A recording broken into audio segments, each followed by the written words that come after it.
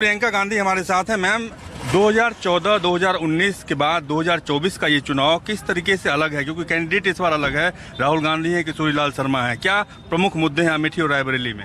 देखिए, पूरे देश भर में प्रमुख मुद्दे ये हैं कि महंगाई हद से ज़्यादा बढ़ चुकी है, बेरोज़गारी हद से ज़्यादा बढ़ चुकी है, और जो मोदी जी की सरकार है उसकी नीतियाँ जो हैं वो गरीबों के लिए नहीं हैं, और उन्होंने बेरोज़गारी और महंगाई को कम करने के लिए कुछ नहीं किया है। ये मुद्दे पूरे देश भर में है। एक आक्रोश है जनता में, जनता नाराज़ है।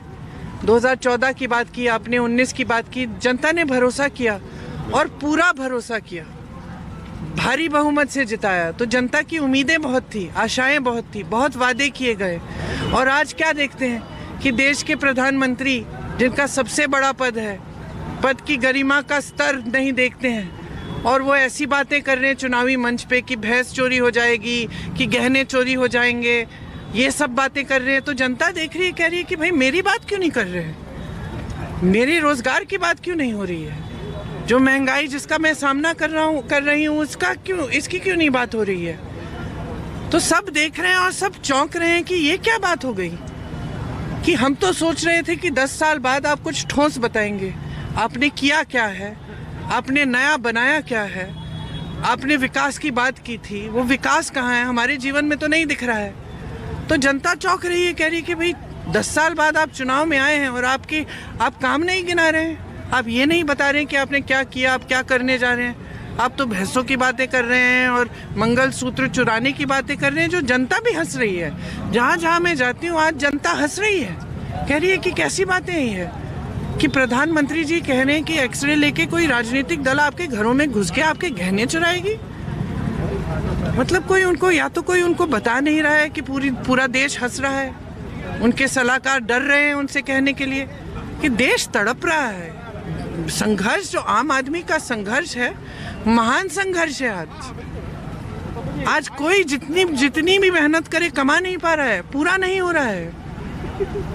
तो ये बहुत मुश्किलों में है जनता, और जनता चाह रही है कि भाई हमारी बात करो, और यहाँ इनकी बात हो ही नहीं रही है। बड़े बड़े खरबपतियों के लिए सारा हो रहा है, उनके कर्ज माफ हो रहे हैं, देश की संपत्ति उनको दी जा रही है, देश के हवाई अड्डे, देश के बंदरगाह, देश का कोयला, देश की बिजली, सब कुछ उन्हें दिया जा रहा है, और देश चुप रहे।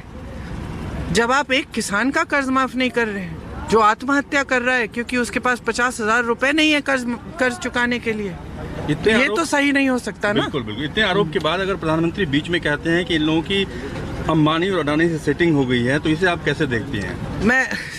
देखिए, अगर प्रधानमंत्री जी आज सफाई दे रहे हैं अपने बड़े खरबपति दोस्तों के बारे में, तो आप क्या सोचते हैं इसके बारे में? आप क्या सोचते हैं? प्रधानमंत्री को मैं चुनौती देती हूँ, एक बार एक चुनावी सभा में जनता के मुद्दों पर बात कर लें, एक बार कर लें, एक बार ये बता दें कि हमने ये किया, हम ये करना चाहते हैं। एक चुनाव लड़ लें, बगैर हिंदू मुसलमान किए, बगैर धर्म के आधार पर राजनीति किए, बगैर फूट की बातें किए, बगैर अलगाव फैलाए, और बगैर इस तरह की फिजूल की बातें ध्यान भटकाने वाली, एक चुनाव लड़ लें असली विकास पे, विकास के मुद्दे। एक चुनाव लड़ लें जनता के मुद्दे पे, महंगाई पे, बेरोजगारी पे, देखते हैं जीत नहीं पाएंगे।